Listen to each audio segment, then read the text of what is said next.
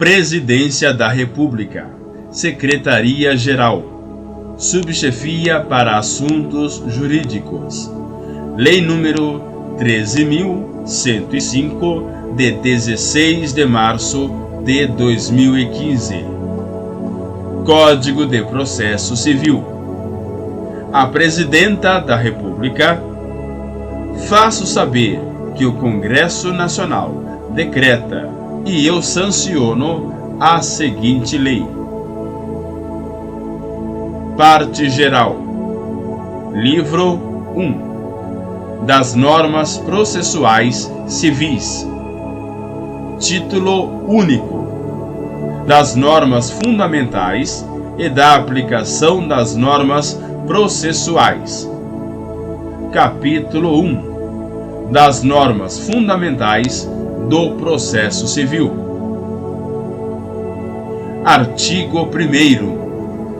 O processo civil será ordenado, disciplinado e interpretado conforme os valores e as normas fundamentais estabelecidos na Constituição da República Federativa do Brasil, observando-se as disposições deste Código.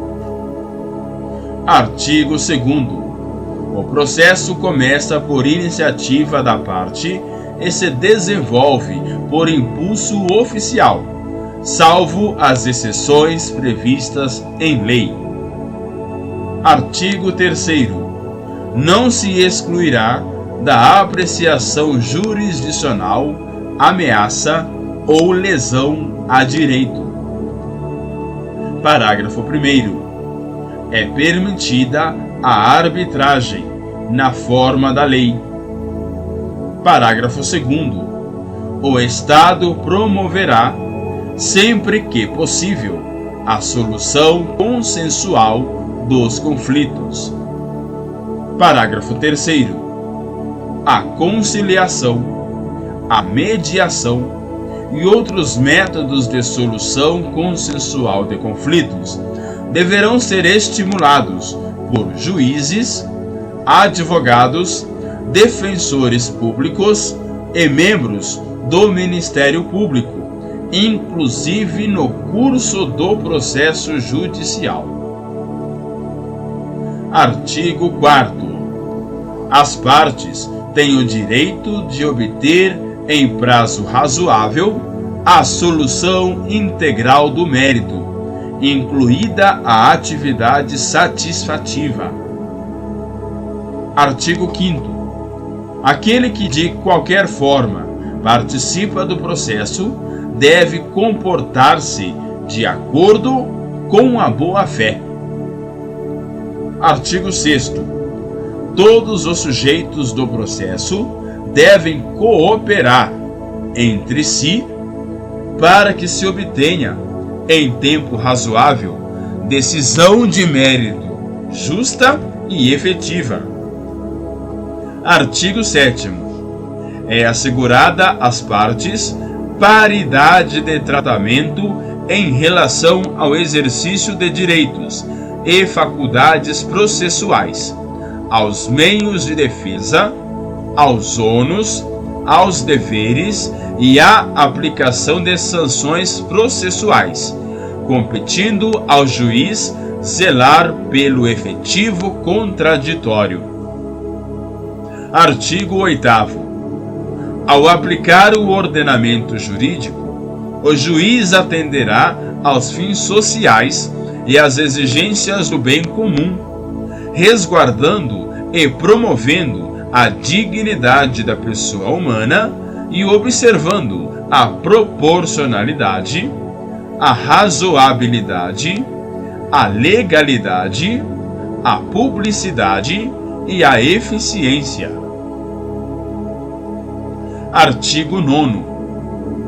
Não se proferirá decisão contra uma das partes sem que ela seja previamente ouvida. Parágrafo único. O disposto no caput não se aplica. Inciso 1. A tutela provisória de urgência. Inciso 2. As hipóteses de tutela da evidência previstas no artigo 311, incisos 2 e 3.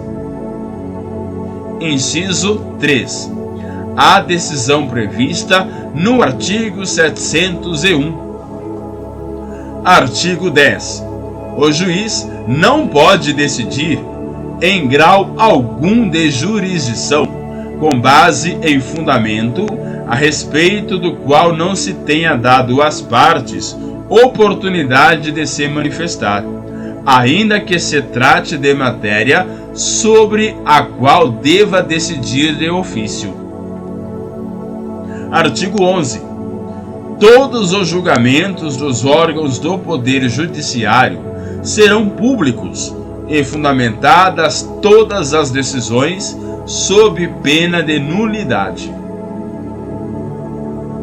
Parágrafo único. Nos casos de segredo de justiça, pode ser autorizada a presença somente das partes, de seus advogados, de defensores públicos ou do Ministério Público.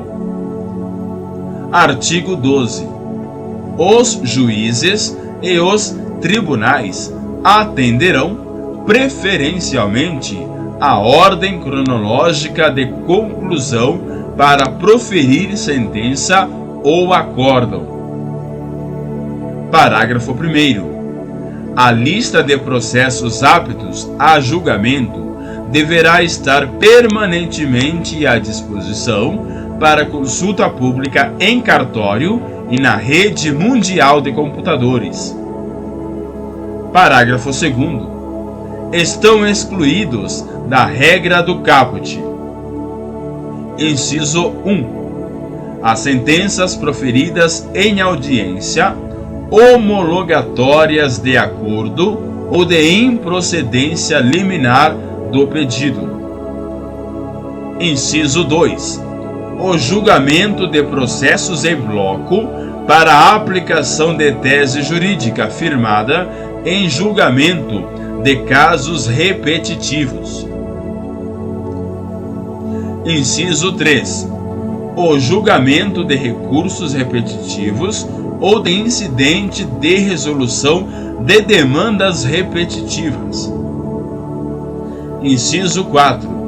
As decisões proferidas com base nos artigos 485 e 932. Inciso 5. O julgamento de embargos de declaração. Inciso 6. O julgamento de agravo interno. Inciso 7. As preferências legais e as metas estabelecidas pelo Conselho Nacional de Justiça. Inciso 8. Os processos criminais nos órgãos jurisdicionais que tenham competência penal. Inciso 9.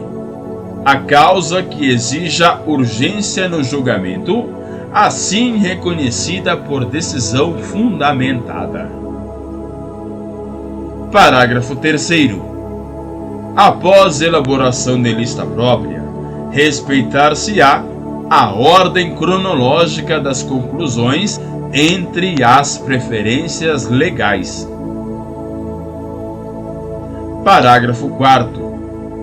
Após a inclusão do processo na lista de que trata o parágrafo 1º, o requerimento formulado pela parte não altera a ordem cronológica para a decisão, exceto quando implicar a reabertura da instrução ou a conversão do julgamento em diligência.